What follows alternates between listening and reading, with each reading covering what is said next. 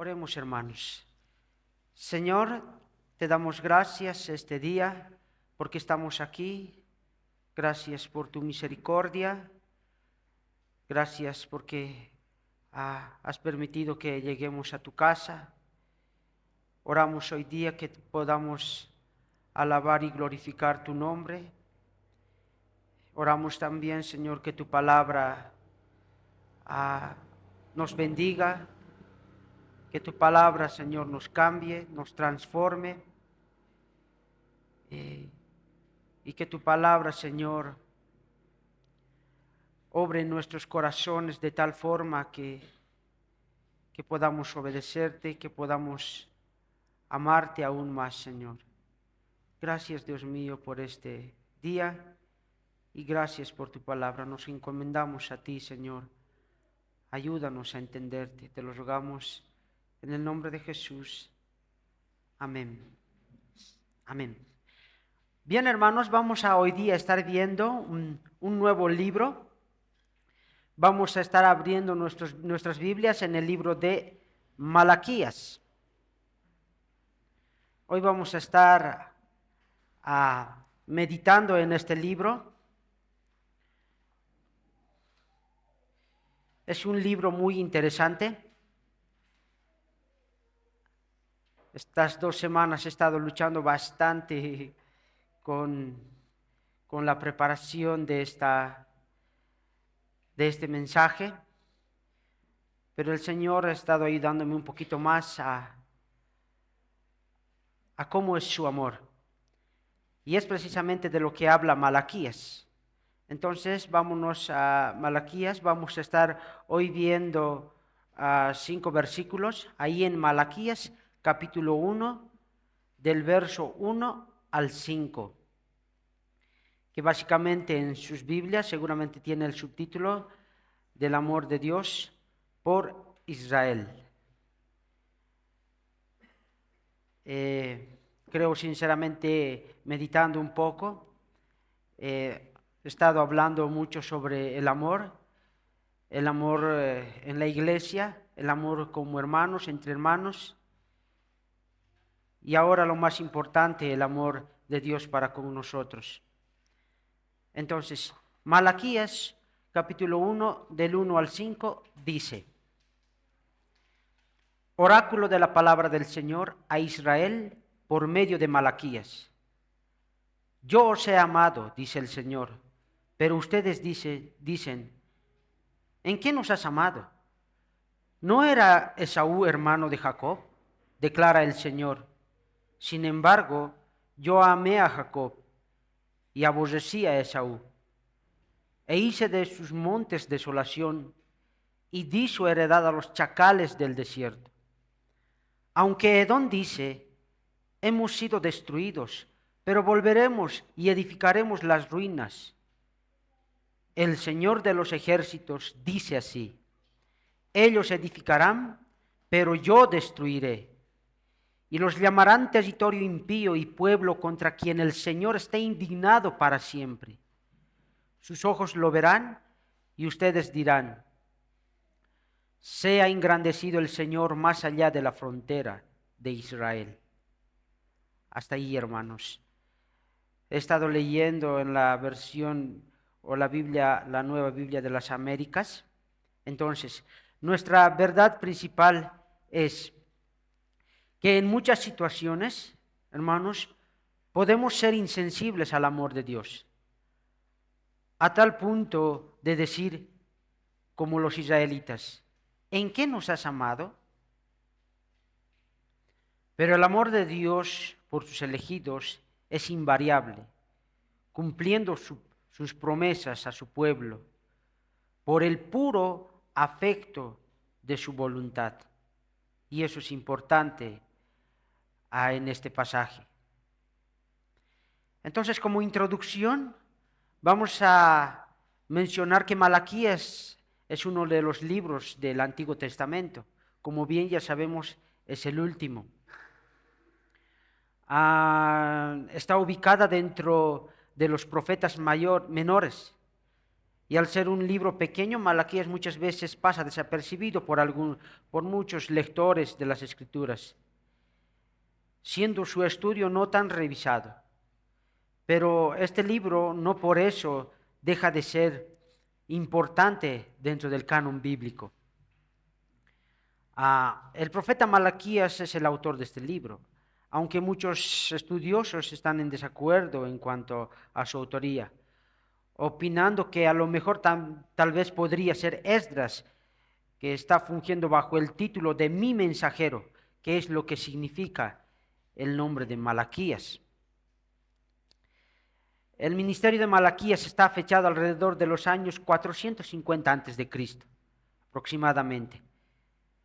Y después de una revisión y meditación de todo el libro, que son pocos capítulos, personalmente puedo decir que es un libro muy confrontador,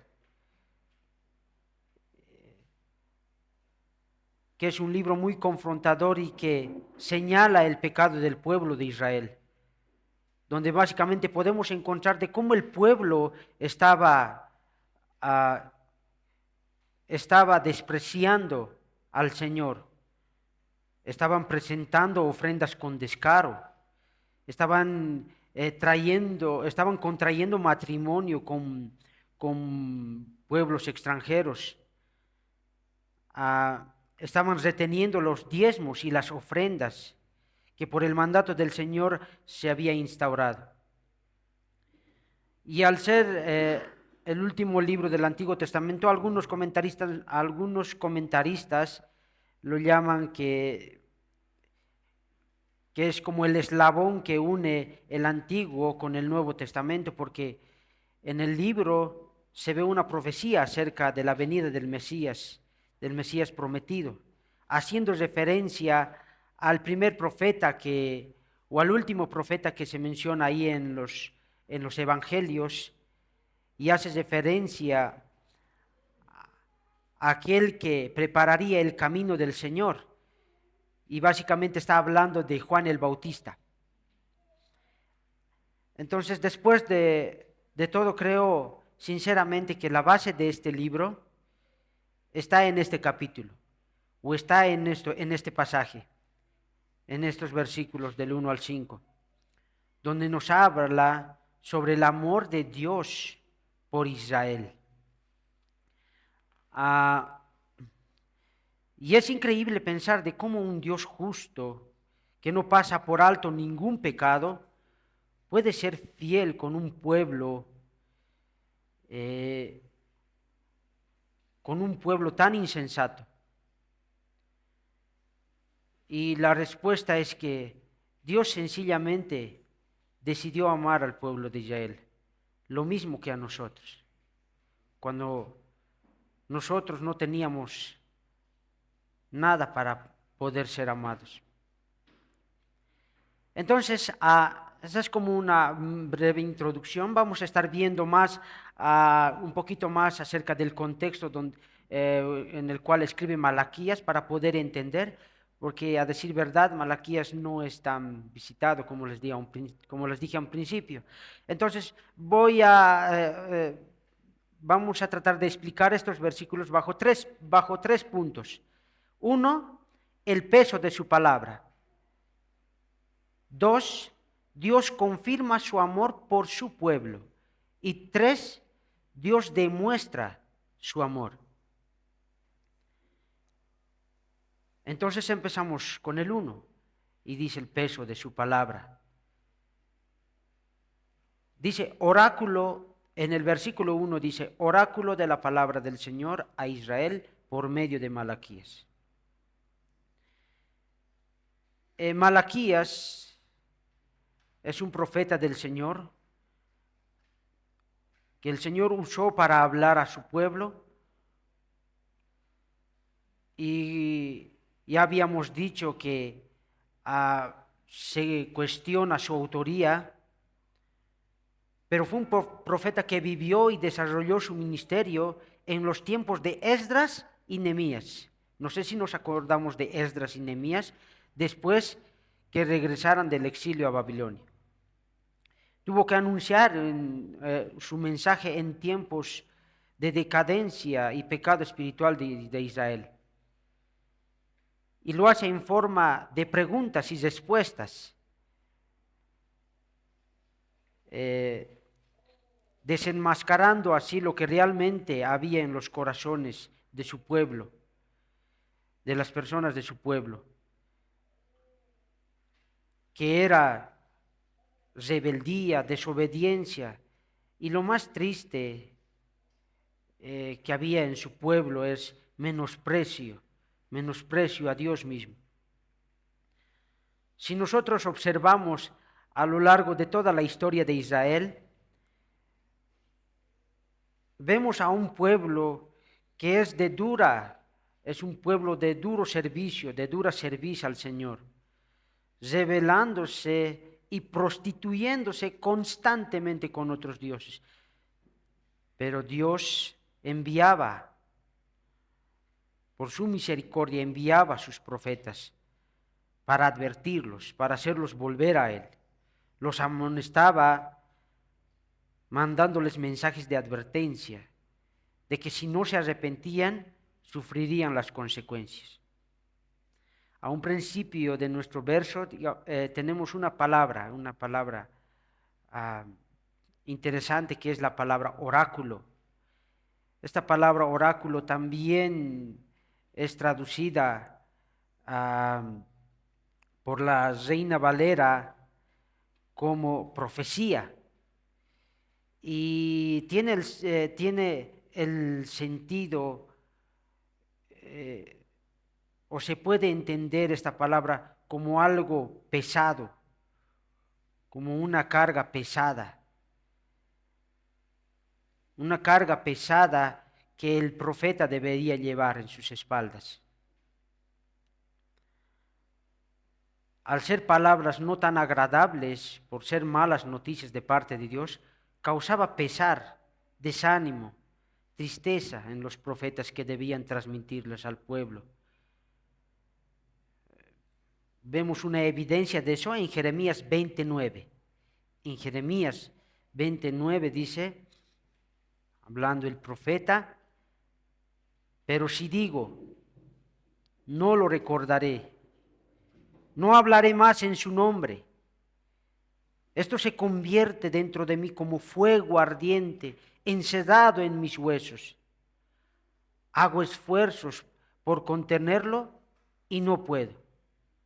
¿Observan la carga que tenía la palabra del Señor en los profetas?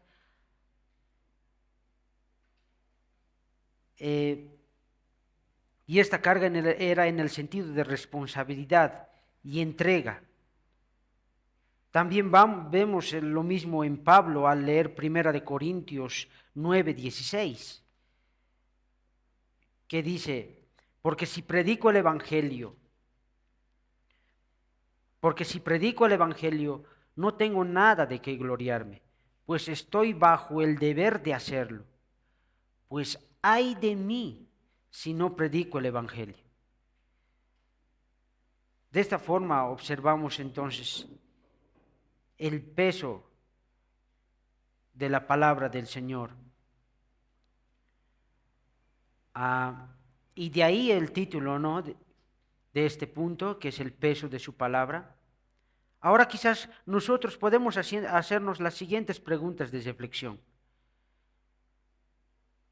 Y podemos decir y pensar: ¿cómo está nuestra adoración al Señor cada vez que oímos su palabra? ¿Causa en ti ese peso, esa responsabilidad de poderla cumplir? ¿Qué produce en ti cuando escuchas un mensaje de confrontación de parte de Dios? ¿No produce nada? ¿Produce algo? ¿Produce temor? ¿Produce urgencia de cumplirlo?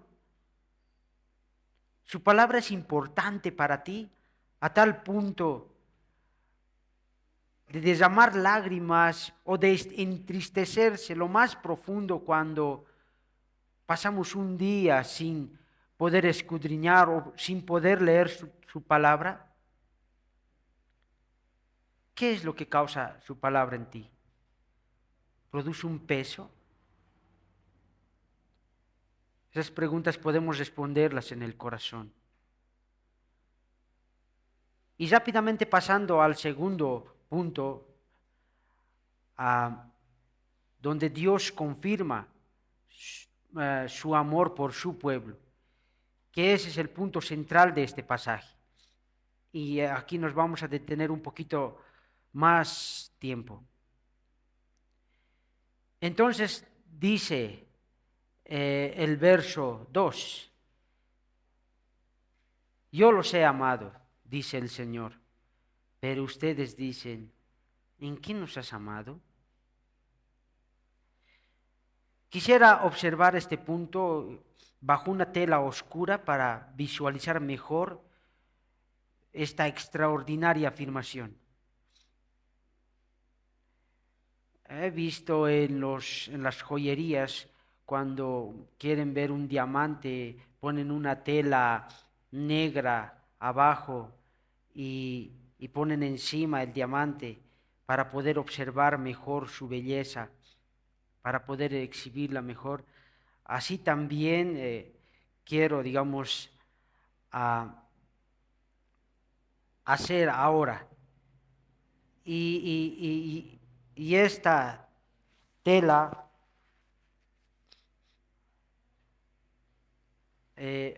es hablar un poco del contexto. ¿Qué es lo que estaba sucediendo en el momento que Malaquías escribe o se escribe este libro?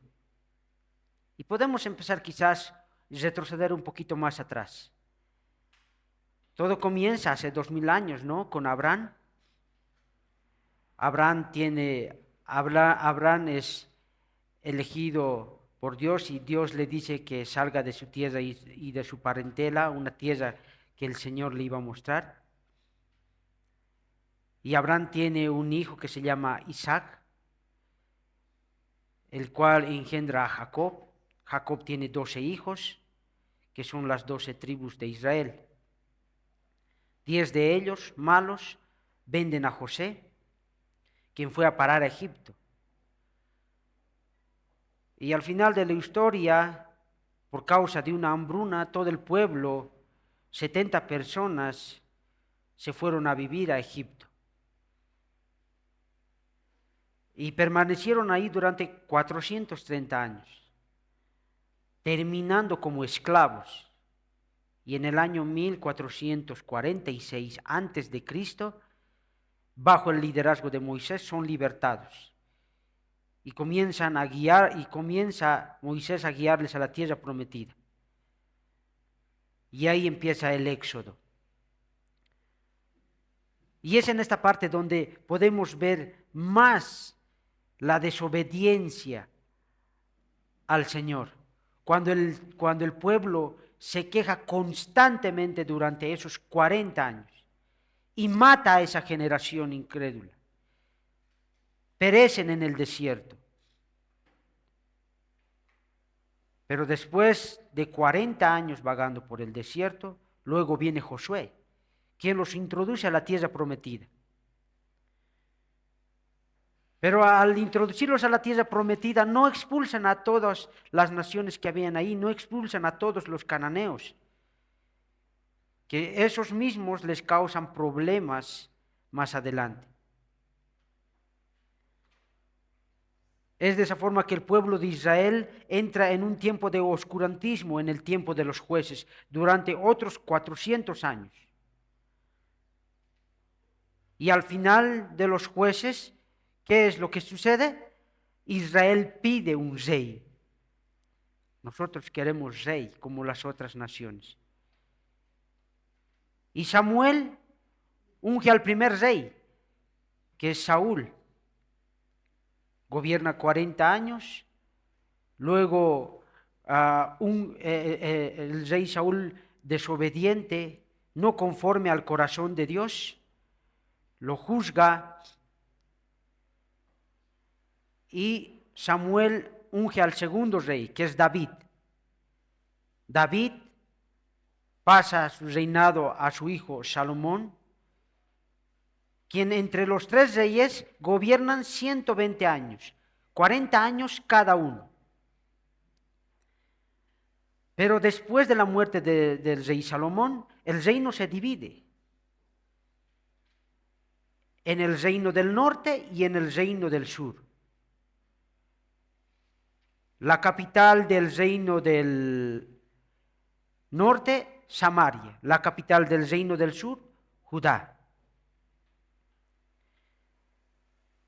Y cuando pensamos en el reino del norte, todos sus reyes habían sido tan malos y el pecado era tan fuerte, la obstinación y el pecado era tan grosero, que Dios decide desecharlos, divorciándose de ellos. Pero seguidamente más abajo les dice que a pesar de eso, a pesar de sus pecados, los iba a salvar después de disciplinar su pecado. Así el reino del norte duró del 931 al 722 y el Señor levanta a los sirios y los lleva cautivos. Y esa es la última vez que escuchamos del reino del norte en el Antiguo Testamento. Por otra parte, el reino del sur, conformado por 2 tribus, se podría decir como son la línea del Mesías, se podría decir que ellos van a ser mejores, pero no, son igual de pecadores. Aunque tienen reyes que aparentemente eran piadosos, pero la mayoría de ellos habían sido pecadores. De hecho, un ejemplo, Manasés ofreció a su hijo a Moloch en fuego, al dios de Moloch en fuego. De la misma manera, los asirios vienen con Sennacherib, bajan a conquistarlos, y Ezequías ora al Señor: Señor, sálvanos. Y el ángel del Señor baja y mata 185,000 soldados. Y es de esa manera que los asirios fracasan en su conquista y Israel se salva. Pero nuevamente, el pueblo de Israel, Judá, el reino del norte, cae en idolatría. Y después de un tiempo viene Josías, quien se arrepiente por el pueblo, pero en sí el pueblo sigue pecando, continúa estando en idolatría, hasta que Dios levanta a los babilonios.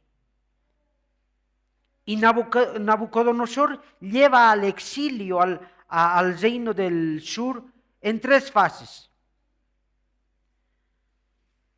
Primero lleva al grupo de Daniel y los jóvenes en el año 605. Luego a otro grupo con Ezequiel en el año 597. Y finalmente Nabucodonosor destruye Jerusalén en el año 586. Hasta ahí el pueblo de Israel está en el exilio, dominado por otras naciones, por Babilonia. Pero Dios también les había dicho que estarían en el exilio por solo 70 años y que luego regresarían.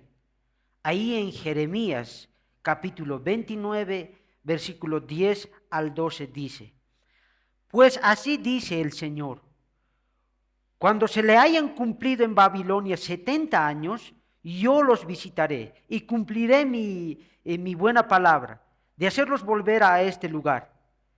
Porque yo sé los planes que tengo para ustedes, declara el Señor, planes de bienestar y no de calamidad, para darles un fruto para darles, perdón, un futuro y una esperanza.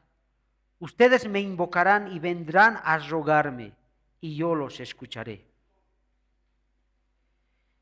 Y así fue como sucedió. Después de los 70 años, Ciro decreta que el pueblo de Israel podía volver. Y más o menos fueron exiliados 1 millón de personas. Y los que regresaron del exilio, 50,000 personas, primero a la cabeza de Zorobabel. Eso está en el libro de Esdras. Este grupo había regresado y había reconstruido el altar, había reconstruido el templo mismo. Y aunque habían reconstruido el templo, no se parecía, no se asemejaba al esplendor del primer templo de Salomón.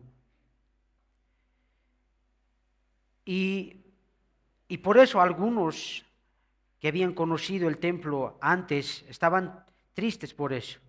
Pero después de 60 años regresa Esdras con otro grupo, con el fin de hacer una renovación espiritual, que el primer grupo estaba pecando contra Dios. Se estaba casando con mujeres extranjeras, estaba sirviendo a dioses y sirviendo así a sus dioses de esas mujeres. Y luego, tiempo después, vuelve otro grupo, que es Nehemías. Nehemías básicamente vuelve a reconstruir, vuelve a Jerusalén a reconstruir los muros de Jerusalén. Entonces, se podría decir que ahora el pueblo de Israel ya estaba completo. El templo estaba reconstruido, los muros estaban reconstruidos, se había proseguido con los sacrificios. Podríamos decir que el pueblo de Israel ahora ya estaba bien. Pero no. Lamentablemente habían caído en todos esos pecados que hemos mencionado hasta ahora. Habían descuidado el templo, habían estado ofreciendo sacrificios sacerdotes indignos que no eran calificados, estaban trabajando en el día del Señor, no estaban dando sus diezmos y sus ofrendas que el Señor había dicho. O sea, Nehemías se da una vueltita por Israel y ve que todo está destruido. Entonces, aunque habían hecho a un principio estos israelitas confesión de pecados, renovación al pacto, hicieron un compromiso de andar según la Torá, pero poco tiempo después se habían desviado nuevamente y entrando en una idolatría aún más profunda, acusando incluso a Dios que los había abandonado, que no era fiel al pacto. Es en ese contexto que escribe Malaquías, después de alrededor de 1000 años de pecado del pueblo de Israel. En el año 445 a 450 antes de Cristo, escribe Malaquías. Observamos entonces que Dios era fiel con su pueblo, con el pueblo de Israel. Dios donde básicamente vemos cómo 1000 años de pecado de Israel, desde que salen al Éxodo en el 1446, cuando salen del Éxodo, hasta el 445 o 450, es 1000 años. Y yo me pongo a pensar, es increíble cómo Dios, después de 1000 años de pecado, de soberbia, de una obstinada rebeldía, todavía puede hablar a su pueblo. Y las primeras palabras que le dice en el verso 2 es: yo los amo. Yo los amo. Esas son las primeras palabras que el Señor le dice a su pueblo. Yo los amo. De ahí que el amor de Dios es inmutable, que no cambia, que no varía. Nos damos cuenta que no se basa en nuestra obediencia. El amor de Dios para su pueblo no ha cambiado nada. Dios lo amaba así como en el principio. En Deuteronomio capítulo 7, en el libro de Deuteronomio capítulo 7, versos 7 al 8 dice: el Señor no puso su amor en ustedes, ni los escogió por ser ustedes más numerosos que otro pueblo, pues eran el más pequeño de todos los pueblos. Mas porque el Señor los amó y guardó el juramento que hizo a sus padres, el Señor los sacó con mano fuerte y los redimió de casa de servidumbre, de la mano de Faraón, rey de Egipto. Entonces,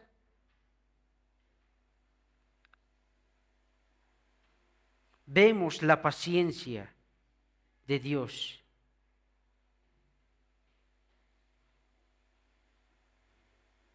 A la luz de esta maravillosa verdad, ¿cuál es la respuesta de Israel?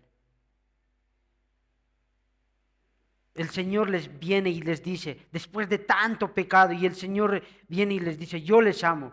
¿Cuál es su respuesta? ¿En qué nos has amado? Es como si le estuvieran diciendo una respuesta muy desafiante e hipócrita, como diciendo, mentira, demuestra que nos amas. Si en verdad nos amas, ¿por qué no nos bendices? ¿Por qué estamos en esta condición? ¿Por qué estamos bajo el dominio de otras naciones? No vemos nada de tu amor. De esta manera vemos que no hay un amor recíproco en esta relación. El pueblo había perdido esa sensibilidad por el amor de Dios. Después que volvieron del exilio, las cosas ya no eran igual, como habíamos dicho. Sí tenían el templo, sí estaban haciendo sacrificios, sí habían construido los muros, pero no era como en un principio.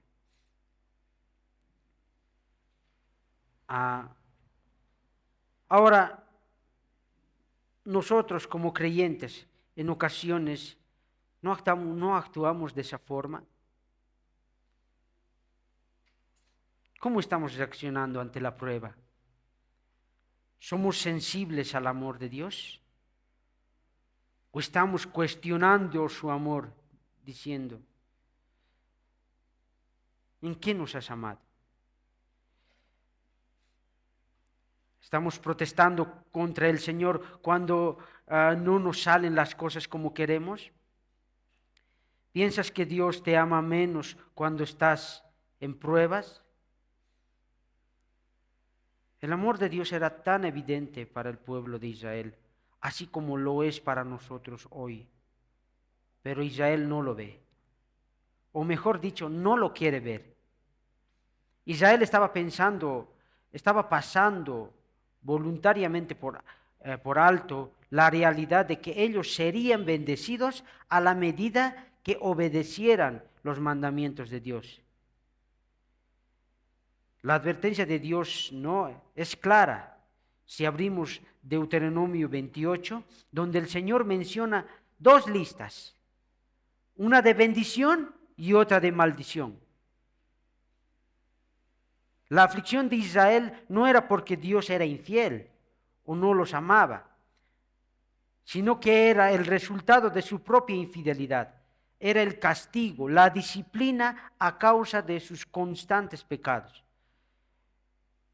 Pero las circunstancias deplorables del pueblo de Israel en ese momento cegaban sus ojos a esa realidad.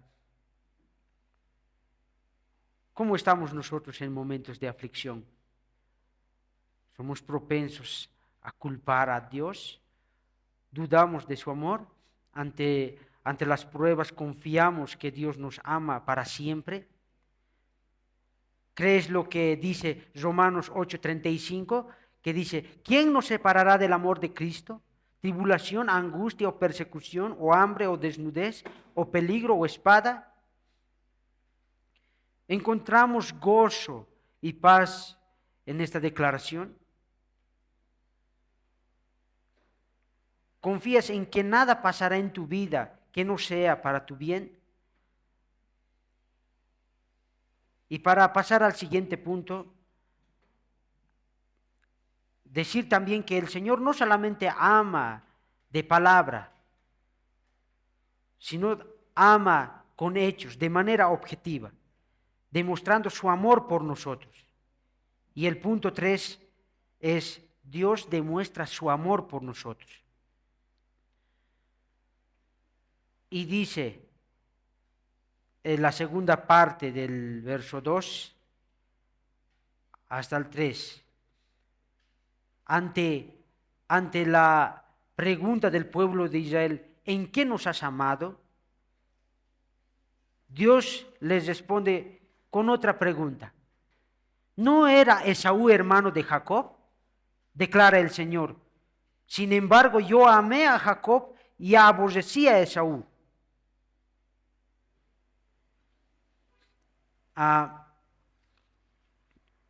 Debemos recordar que Dios no tiene emociones como nosotros. No es que ama de la manera en que nosotros amamos. No tiene cambios en su estado de ánimo. Sus afectos no cambian. También debemos ver que el Señor nos ama de una manera especial, así como un esposo ama a su esposa, de una manera especial. Si nosotros en este momento preguntamos a los hermanos que están casados y les preguntamos y les decimos, ¿amas a tu esposa? Y la respuesta de los hermanos va a ser, sí, amamos con todo el corazón. Y si le decimos al hermano, ahora, por no decir David, un hermano David, por no decir un nombre, ¿amas a esta hermana como amas a tu esposa? Ahí sí, no. Porque el amor de un hermano a su esposa está por encima del amor a otras hermanas. Entonces vemos ahí un amor especial. En Mateo 10:37 dice, Jesús hablando dice, el que ama al Padre o a la madre más que a mí, no es digno de mí. Y el que ama al hijo o a la hija más que a mí, no es digno de mí. En este pasaje Jesús quiere decir que no debemos amar a nuestros padres, que más bien debemos aborrecerlos o desear su mal. Definitivamente no. Lo que aquí más bien quiere darnos a entender es cuáles son nuestras prioridades, de que Dios debe estar antes de que cualquier otra persona. Así Dios ama a su pueblo con un amor especial que está por encima de otros, tanto así que el Señor mismo se describe como un esposo para su iglesia, que se entregó por ella. Entonces el punto en esta parte es que no es un contexto es que en un contexto de pacto entre Dios y su pueblo, cuando Dios dice que a Jacob amé y a Esaú aborrecí, no está hablando de una emoción, sino de una elección. Quiere decir que Él ha seleccionado a uno y ha excluido al otro. Y en Romanos 9:11, Pablo interpreta este texto y dice, porque cuando aún los mellizos no habían nacido y no habían hecho nada, ni bueno ni malo, para que el propósito de Dios, conforme a su elección, permaneciera no por las obras, sino por aquel que llama. Se le dijo a Rebeca, el mayor servirá al menor, tal como está escrito, a Jacob amé, pero a Esaú aborrecí. Entonces la palabra clave en este pasaje es elección. Dios elige a unos a salvación y a otros no. Deducimos entonces que el Señor escoge amar a su pueblo, a nosotros, cuando puede escoger a otros. Esa debería ser prueba suficiente del amor de Dios a su pueblo. Todas las demás naciones, pueblos y personas reciben el justo castigo de la ira de Dios. Y continúa nuestro pasaje. Y dice en la segunda mitad del verso 3, e hice de sus montes desolación, y di su heredad a los chacales del desierto. Y hablando de Edom, ¿cómo es que con esta porción de este pasaje Dios demuestra su amor? Hablando de Edom, los edomitas, al igual que Israel, habían sido exiliados por los babilonios. Edom quedó desierta, al igual que Israel, totalmente vacía, destruida, pero también volvieron a su tierra y estaba totalmente desolada, llena de chacales. Y Dios les dice eso, y Dios les dice, eso es una prueba de mi juicio contra Edom, de que no los escogí, a ellos, sino solamente a Israel. Pero parece que eso no convencía al pueblo de Israel, ya que en alguna medida ellos también estaban en la misma condición o en la misma situación. No todo Israel había vuelto del exilio. Todavía había tierras vacías y desoladas por las fieras. De esta forma, Israel no puede ver su elección, una evidencia de su amor por ellos. Lo que más bien ven es su pelea con Edom y que estuvieron en guerra siempre. Uno de los nietos, por ejemplo, de Esaú, se llamaba Amalek, los amalecitas. Estos eran enemigos constantes y mortales del pueblo de Israel. Vemos entonces aquí a dos pueblos similares, pero ¿cuál será la diferencia entre ambos? Ya que pasaron las mismas situaciones. Uno la estaba pasando mal por el juicio del Señor y el otro por la disciplina del Señor. Pero ambas circunstancias eran dolorosas. Observamos que la diferencia es la intención. Sabemos por qué Dios estaba haciendo pasar esa prueba al pueblo de Israel. Era para disciplinarlos, para corregirlos y hacerlos volver de sus pecados. ¿Y cuál era la intención de hacer sufrir, de hacer sufrir al pueblo de los edomitas? La intención era destruirlos. Como vemos en Ezequiel 35, del versículo 1 al 4, dice: vino a mí palabra del Señor, hijo de hombre, pon tu rostro hacia el monte de Seir y profetiza contra él. El monte de Seir es el principal monte de los edomitas. Y diles, así dice el Señor Dios: Yo estoy contra ti, monte Seir. Extenderé mi mano contra ti y te convertiré en desolación y en soledad. Dejaré en ruinas tus ciudades y serás convertida en desolación y sabrás que yo soy el Señor. Te haré una desolación perpetua y tus ciudades no serán habitadas. Entonces ustedes sabrán que yo soy el Señor. Entonces vemos el propósito final con Edom. Es la destrucción. Esa es la meta final. Pero con Israel es restauración. De ahí que Dios agrega en el verso 4 de nuestro pasaje y dice, aunque Edom dice, hemos sido destruidos, pero volveremos a edificarnos las ruinas. El Señor de los ejércitos dice así, ellos edificarán, pero yo destruiré. Y fue exactamente lo que sucedió. Dios destruyó a Edom por completo. Y dijo a los israelitas en el verso 5, y sus ojos lo verán.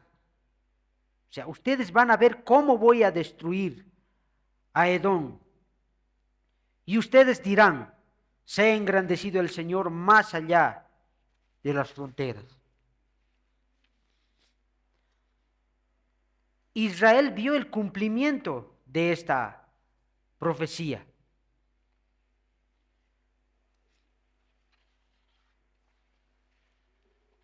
Porque en el quinto año, en el quinto siglo antes de Cristo, en el tiempo en que escribió Malaquías, la historia árabe, por ejemplo, narra de cómo los nabateos sacaron a los descendientes de Saúl de su monte y fueron vagando por el desierto.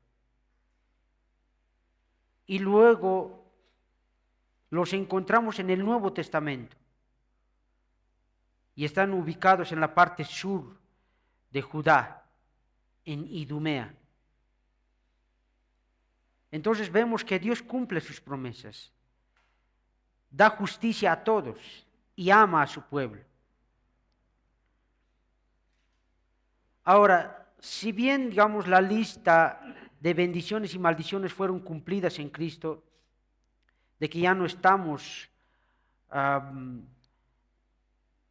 una teocracia, sin embargo, encontramos principios para nosotros hoy. Y es que al igual que el pueblo de Israel, también nosotros recibimos su amor sin merecerlo.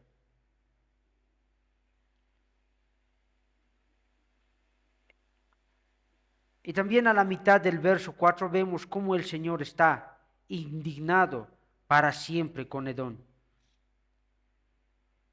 Y en el verso 4 dice, y los llamarán territorio impío, pueblo contra quien el Señor esté indignado para siempre. Aquí también vemos la gran diferencia entre Edom y Israel. Dios ama a Israel con amor eterno y está airado eternamente contra Edom. Y podemos preguntarnos, ¿por qué Dios se ha ensañado tanto con Edom? ¿Los odia tanto que quiere matarlos sin motivo alguno? No, es que Edom era un pueblo, un territorio de impíos. Eran muy perversos. Así que Dios castiga acorde a lo que merecen. No es nada injusto. Y de hecho, hay un libro completo donde se detalla el pecado de Edom y su juicio contra ellos. Y es el libro de Abdías. Abdías tiene un solo capítulo y detalla de por qué Dios va a destruir a Edom. En una parte de Abdías dice, en el verso 10, por la violencia contra tu hermano Jacob, te cubrirá la vergüenza y serás cortado para siempre. El día que tú pusiste a un lado, el día en que extraños se levantaron, se llevaban su riqueza y extranjeros entraban por su puerta, y sobre Jerusalén echaban suertes. Tú también eras como uno de ellos, le está diciendo a Edom.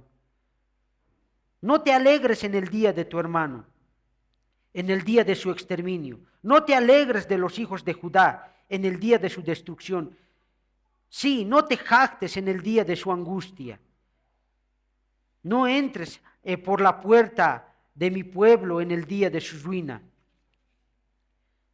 Sí, no te alegres tú de su desgracia en el día de su ruina. No te apoderes de sus riquezas en el día de su ruina. No aceches en la encrucijada para exterminar a sus fugitivos. Y no entregues a sus sobrevivientes en el día de su angustia. Edom, cuando el pueblo de Israel estaba siendo sitiada, estaba siendo desolada, estaba siendo destruida, Edom lo que hace es reírse por la calamidad de su pueblo. Y de los que escapan del pueblo de Israel en el momento de su destrucción, los edomitas, ¿qué hacen? Van en las encrucijadas y matan aún a aquellos que estaban escapando. Por eso Dios les dice, yo los voy a destruir. Porque nadie hace eso con mi pueblo. Edom entonces era una tierra de pecadores que merecía el juicio de Dios. Pero Israel, ahora aquí, Edom era muy pecador. Pero si vemos al pueblo de Israel, eran igual de pecadores. No eran diferentes. Entonces, ¿cuál es la diferencia? ¿Por qué Dios, viendo a dos pueblos pecadores, elige a Israel? Y aquí viene el punto central, y es el amor de Jehová. Esa es la única explicación de por qué unos reciben el amor y otros ira. Romanos dice que no hay nadie bueno, no hay nadie justo. Todos merecen la justa ira de Dios. Pero porque Él decide amar a algunos, es porque reciben perdón de pecados.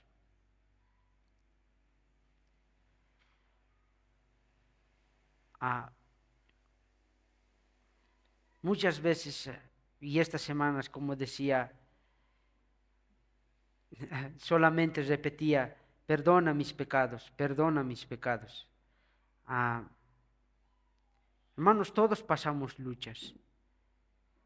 Y la verdad es que podemos llegar a ser tan pecadores que si no fuera por el amor de Dios, que si no fuera por su elección, Dios sería justo al juzgarnos, al recibir toda su ira.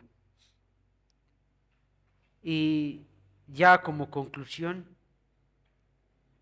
para concluir, hermanos, simplemente quiero animarlos a que estemos confiados en el amor de Dios hacia nosotros, que estemos seguros del amor de Dios hacia nosotros, que no vacilemos ni un instante de su amor, que sintamos gozo y paz ante la realidad de que el Dios soberano, Padre eterno, nos ama para siempre, que ha decidido derramar su amor en nosotros, que no lo merecíamos. Ahora una pregunta para todos aquí en este lugar. ¿Conoces ese amor inquebrantable de Dios? ¿Conoces ese amor inquebrantable de Dios? ¿Te has arrepentido?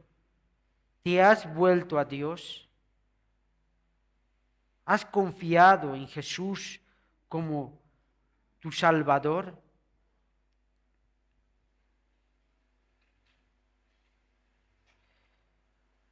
Dios tomó toda su ira y la derramó sobre su propio Hijo en la cruz del Calvario, pagando y derramando su sangre por nosotros. Si Israel debería percibir el amor de Dios, si Israel debería percibir el amor de Dios, ¿cuánto más nosotros?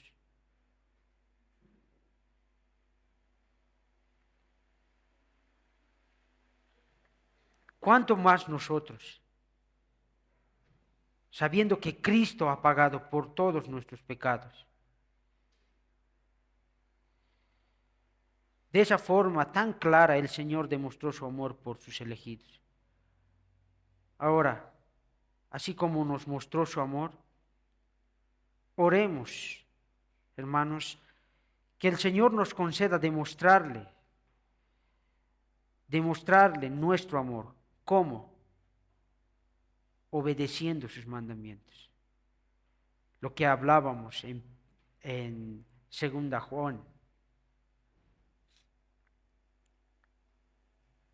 Esa es la forma de retribución, obedeciendo sus mandamientos.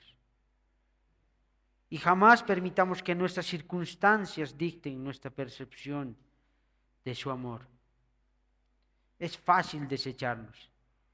Y hasta ahora yo no puedo entender por qué el Señor me ha amado.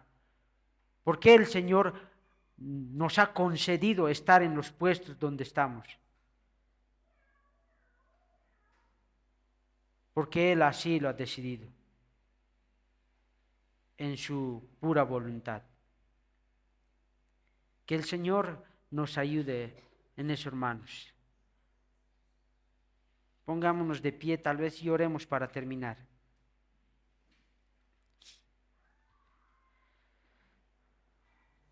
Oremos.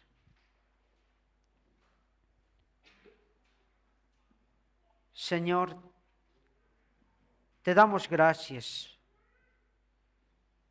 por tan infinito amor para con nosotros. Creo que no llegaremos a entenderlo nunca, porque tú nos has amado. Señor, te rogamos que nos concedas, nos ayudes a vivir a la altura de tan grande amor que tú sientes por nosotros. Y te rogamos, Señor, que podamos obedecer, amarte a ti, obedeciendo tus mandamientos. Te rogamos que nos des la fuerza, el valor y el coraje para poder hacerlo. Gracias, Padre, por tus bendiciones. Gracias, como el pastor Edward decía, gracias por Cristo, por su sangre, por su sacrificio, que es la evidencia contundente de tu amor para con nosotros. Oramos, Señor, que nuestra iglesia crezca en esto, a tal punto de, Señor, de que ninguna circunstancia nos haga dudar de tu amor, Señor. Gracias, gracias, Señor. Gracias por tu palabra. Oramos, Señor, así en tu nombre. Amén. Amén.